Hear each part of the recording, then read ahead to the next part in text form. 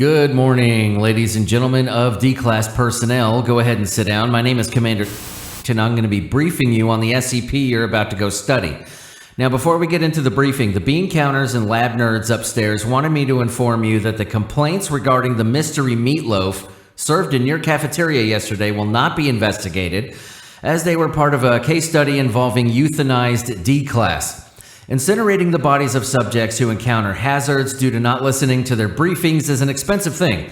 Lab nerds informed me that the incinerator sucks a lot of juice we could be using for something else. They said somebody has to pay the gas bill around here. Now, before some of you start getting freaked out, I know what you're thinking. I did not imply what you might think, okay? You can rest easy. Despite what you're told around here, the incinerator is electrical, not gas-powered. So what we're looking at today is SCP-2341. Object Class Safe. Special Containment Procedures. SCP-2341 and the surrounding terrain are to be constantly monitored by Site-48 Extension Security Post 2341. Any non-Foundation personnel attempting to enter SCP-2341's containment area are to be detained and reported. Any spontaneous anomalous activity from the SCP-2341 is to be logged. Mobile Task Force Zeta-7 Homestead are to keep non-Foundation personnel from traveling to SCP-2341. The containment area is to be surrounded by an electric fence.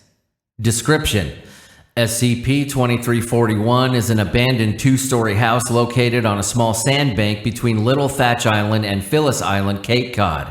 The condition of the structure's exterior indicates exposure to the elements for a prolonged period of time.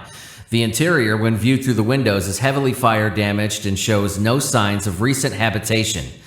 SCP-2341's anomalous properties activate only when a human subject older than 18 years of age opens the front door. Only one subject at a time can enter but cannot leave until the anomalous events have concluded. The door will also remain closed if the house is already occupied. When entering SCP-2341, the interior will reshape itself to look identical to the home that the subject had lived in for the first 18 years of life. Outside observation through the windows will be blocked by the curtains inside of SCP-2341. SCP-2341's interior change during its anomalous effects does not correspond with external geometry of the house. Subjects that had moved during this time period will enter the home that they lived in the most. The subject will then encounter a variable number of SCP-2341-1 instances. These instances will bear the exact appearance of all the subject's immediate family members as well as former household pets.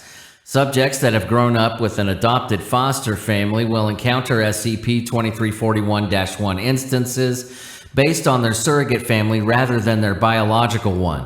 -1 instances that resemble deceased family members are aware of the original counterpart's current condition, but will not treat their appearance as an irregular occurrence. Subjects will remain in SCP-2341 for approximately 8.5 hours regardless of the time of entry.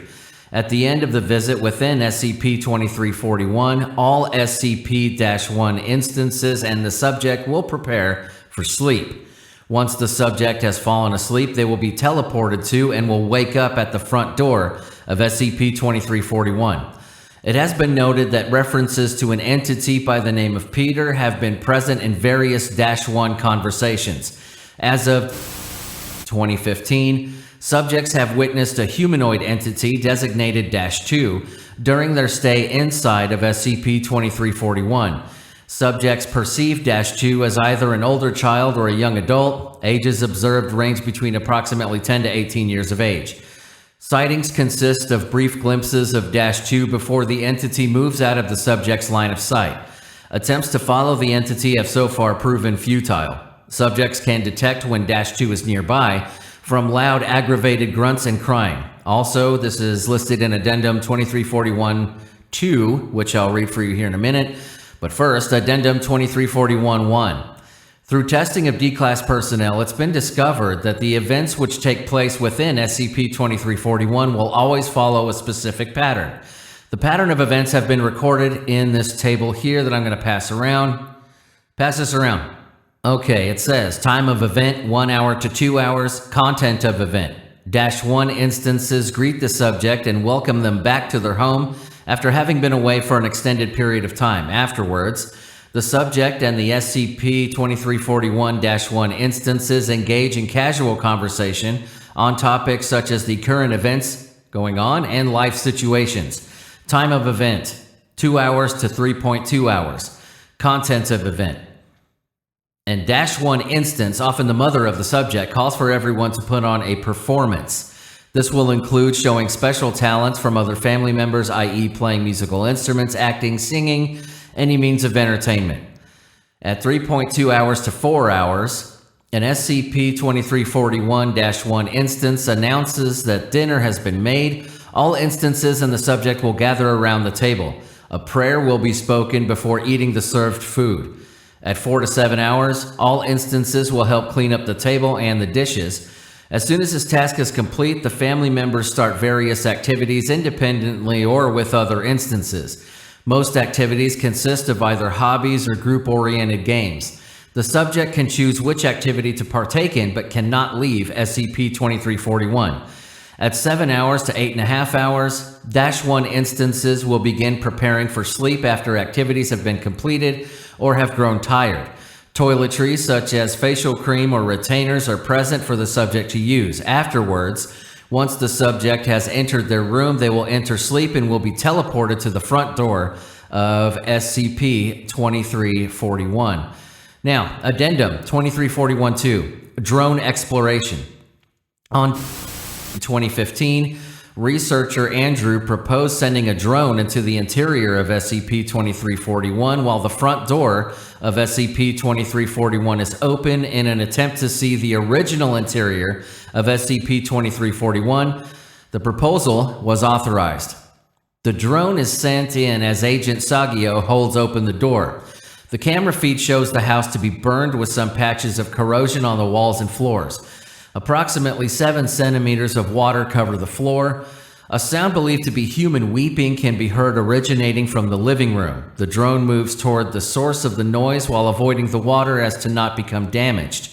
The drone enters the living room. Analysis of the noise seems to indicate both an adult and adolescent male weeping in unison.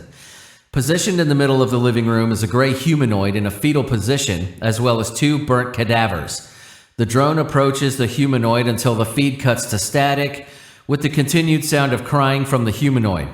Addendum 2341-3. Security Post 2341, Spontaneous Anomalous Activity 00001.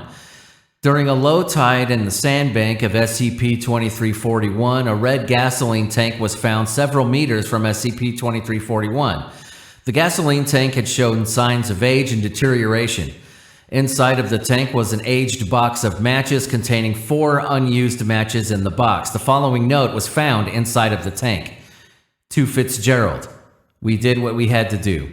We had to stop him. May God forgive us for what we did. Do not let him out. Susan.